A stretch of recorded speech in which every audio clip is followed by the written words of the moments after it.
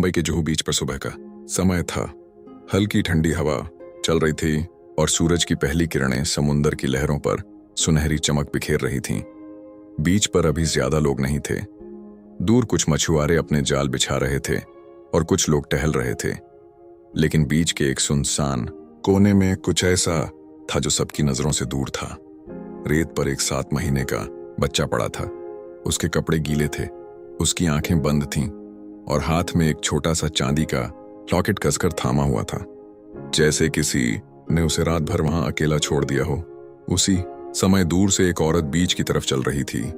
सायरा, 28 साल की, चेहरे पर रात भर की थकान, बाल बिखरे हुए और हल्का फैला हुआ मेकअप।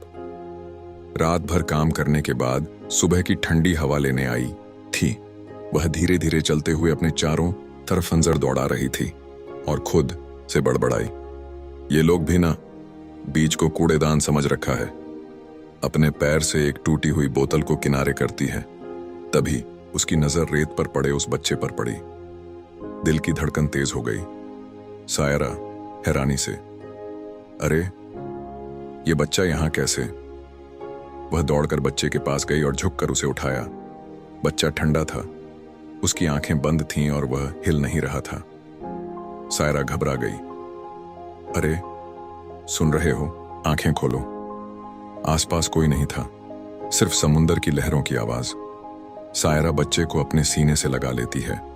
उसके चेहरे पर पहली बार ममता और चिंता साफ दिखाई देती है।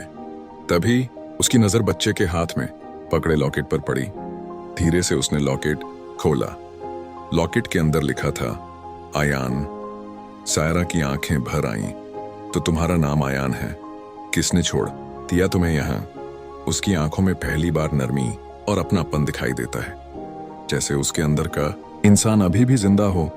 सायरा बच्चे को और कसकर अपने सीने से लगा लेती है और धीरे से उसके सिर पर हाथ फेरती है। डरो मत, अब तुम अकेले नहीं हो, मैं हूं ना। उस सुबह जुहू बीच पर सिर्फ एक बच्चा नहीं मिला था। उस सुबह एक नई कहानी जन्म ले चुकी थी।